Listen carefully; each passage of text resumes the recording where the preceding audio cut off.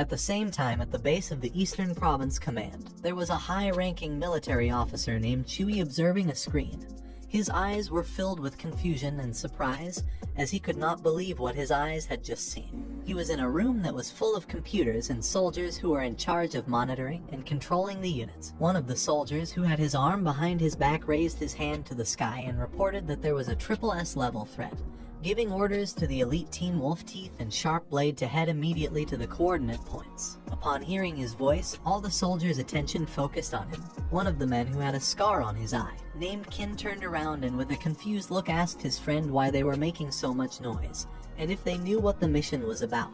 The soldier from before gave the order to troops 5, 6, and 8 of heavy infantry to be ready for combat at any moment. One of the soldiers mentioned that he remembered that the Triple S threat belonged to the terrorist organization from the Land of the Lion, called Society of Black Magic. Upon hearing this, Kin's expression changed. He turned to his friend and with a serious look explained that now that the Society of Black Magic was involved, this mission was going to be really dangerous. Chewie began to observe his friend with a confused look and asked what he was talking about.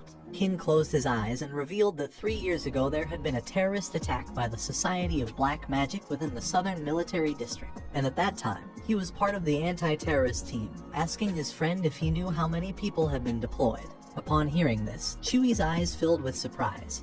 He did not know that his friend had been part of the anti-terrorist group. He replied that he did not know. Kin opened his eyes and his gaze filled with fear, causing him to start sweating. He began to remember the powerful members that the team had, revealing that more than 500 members had been deployed, among them more than 20 level 7 masters, and among them were 5 great masters of level 8. But still, in the end, the target managed to escape alive. That day had been the most embarrassing day for the Eastern Military Department. Chewie approached his friend, started to observe him, and with a serene look thought that this was too terrifying.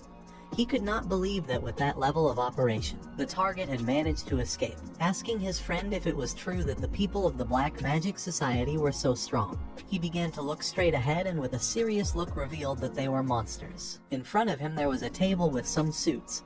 He started to touch his tie with his hand, began to observe the suits, and told his friend to change equipment since it was time to leave. Chewie's gaze was filled with surprise. He started to look at the suits and couldn't help but feel somewhat surprised. They put on the suits, and several hours later, the two men arrived at the Eastern Military District. They headed to the coordinates sent by the team, and upon arriving at the scene, Chewie was shocked to see what was in front of his eyes. Meanwhile, on the other side, Kin began to observe with a calm gaze and started to think in silence. In front of them was Bayman's corpse cut in half. Both men were shocked and confused at the same time. They couldn't believe that the target was already dead. Kin bent down, rested one hand on his knee, began to extend the other towards the corpse, and with a serious look explained that even after being dead, his aura was very powerful, and judging by the blood, he must be a great master of level 8. Chewie, who was speechless and at a loss for words, started to observe the corpse and fell silent. With a surprised look, he remembered that in the whole world there were only about 1,000 great masters of level 8. The death of one of them was going to become big news, and judging by Bayman's appearance, he thought this guy didn't seem to be from the land of the dragon. Kin approached the corpse, and with a serious expression explained that he had not been mistaken, and that this guy really belonged to the Society of Black Magic. Bayman's body had been cut in half perfectly, and his eyes were filled with surprise. Around the body a pool of blood formed. Kin mentioned that although the members of the Society of Black Magic were not ordinary people, this great master showed not a trace of pain or fear on his face, which meant that before dying he hadn't even realized the attack, being cut in half in an instant. Kin began to bring his hand closer to the corpse, mentioning that he could not imagine that visual sensation. At that moment, Chewie's attention was fixed on the corpse and his eyes filled with surprise as he realized something. He was terrified, and with a surprised look he asked Kin to wait a moment and ordered him to look at what Bayman had on his back. Kin complied, approached the corpse and placed his hand on Bayman's back, and with a calm expression, began to turn the corpse over. Upon seeing the tattoo that Bayman had on his back, Kin's eyes filled with fear. He recognized this tattoo.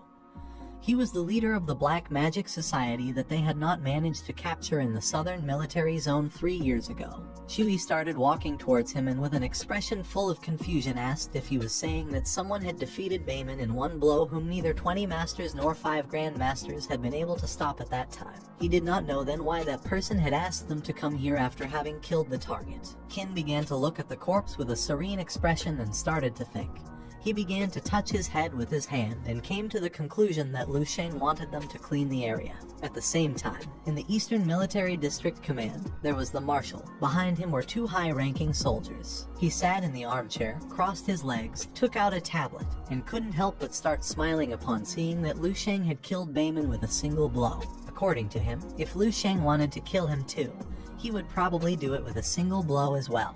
He raised his head, closed his eyes, and let out a sigh of relief since finally the army was going to have a true supreme master of martial arts. At the same time, Lu Sheng arrived at the entrance of a tunnel. While his body was emitting a powerful golden energy, he began to observe the area in silence. In that moment, a powerful red energy appeared, and upon seeing this, Lu Sheng's eyes filled with surprise, as this projection of will seemed much more powerful than he expected. He extended his hand and invoked a powerful flame of golden and red fire.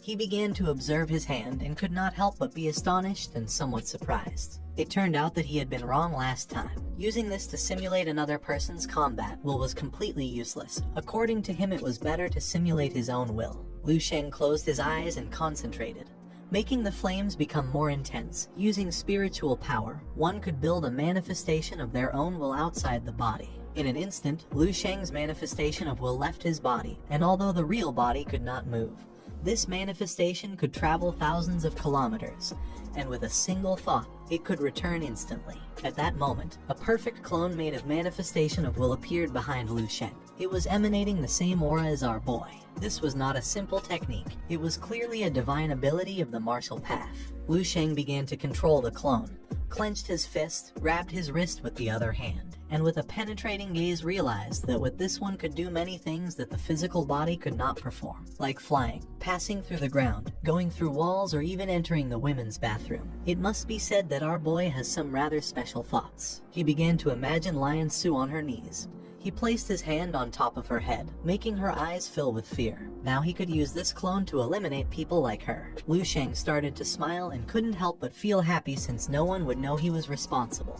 Even if he were discovered, it wouldn't matter much. Lion Su had crossed certain boundaries, and even the wife of the martial saint would not be able to bear the consequences of her actions. He began to imagine Lion Su lying on the ground and crying. In front of her was the martial saint turning his back on her. Once the martial saint considered that the cost of becoming enemies with Lu Sheng and the forces backing him was greater than the value that Lion Su brought him, then Lion Su's title of wife of the martial saint could also lose its importance. Lu Sheng began to control his manifestation clone and entered into the tunnel. He had checked several times the connections in their life trajectories between Lion Su and himself, and her death would not cause much commotion. It seems that this woman, after bringing out the lament of the saint and collaborating with Society for Black Magic, had paid a price that surely left the martial saint very displeased. Lu Sheng's eyes filled with joy, and with a smile he thought this was a viable option.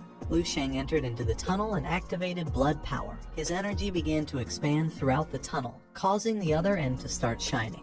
Lu Sheng could not help but feel excited as they had already arrived. At the other end of the tunnel, 2 people arrived. Our boy did not know how strong this projection of will was going to be, but these 2 members of the Black Magic Society had arrived just in time. Lu Sheng used his power again, and a tornado made of fire appeared and pierced through the ceiling of the tunnel, creating a large hole. At the same time, one of the members of the Black Magic Society started looking at his watch and realized that it was almost time. The man crossed his arms and began to look at the woman and explained that the high-speed train on which their target was traveling was going to pass by here at any moment. The woman also crossed her arms and with a serene look decided that it was better to act here and finish as soon as possible. While the man who had his arms crossed was distracted thinking, a golden energy approached them and passed by their side. Upon feeling this energy, the man's eyes filled with fear and alertness. He did not know what was happening. The man bent down and began to use his power, causing a blue energy to start covering his body. Upon seeing this, the woman also began to use her power, making her eyes start to shine. They knew that with such an intense threat, it was better to prepare for combat. The woman transformed into a dragon demon, and the man into a powerful werewolf. In the sky was the projection of martial will of Lu Sheng. He crossed his arms and started observing them. The man began to look at the sky, and upon seeing this, with a confused look asked his companion Tang Fei if he was a god. Tang Fei got angry, clenched her teeth tightly, and with a look full of rage asked him to stop saying nonsense. She thought that he could be a manifestation of the martial saint. The man was somewhat surprised, began to observe Lu Sheng, and explained that he was not a manifestation of the martial saint, since the manifestations of the martial saint were not so weak. Moreover, as he remembered, none of the 3 martial saints of Longguo had the appearance of a young man like him. Lu Sheng, who had his arms crossed, began to observe them and remained silent. He started to extend his hand towards the sky and with a smile asked them who they were. He extended his hand towards them, causing a giant hand made of golden energy to start advancing towards them, asking how they dared to cause a commotion here. Feeling this strong pressure, both Tang Fei and the man fell to their knees on the ground and began to prostrate themselves before him. As the man's body was trembling, he raised his head and with an angry look asked who he was and what kind of technique this was. Lu Sheng extended his hand towards them and with a suffocating look called them insolent. He could not believe that he had dared to call him by his name, revealing that he was the god of the night. He used his power again and ordered the man to kneel before him. Lu Sheng's energy made the man kneel before him, hitting his head hard against the ground. Lu Sheng sighed and with a lost look thought that these disgusting rats would not even understand even if he explained it to them. With a gaze full of hatred, he ordered them to hurry up and die. He prepared to launch a powerful attack to end their lives, and upon feeling this, the man lifted his head from the ground and became alert. With a determined look, he decided that if they did not dodge the attack, they were going to die. Lu Sheng launched a powerful attack towards the ground, creating a great explosion.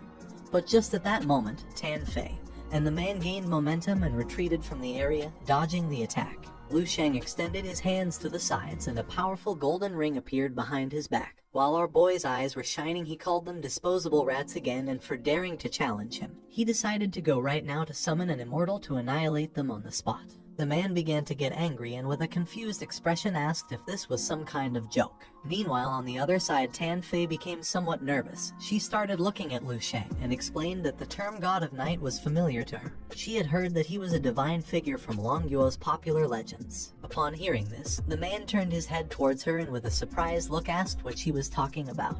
Lu Sheng crossed his arms and began to observe them in silence. The man raised his head, started to look at Lu Sheng and realized that they had encountered a popular deity of Longguo.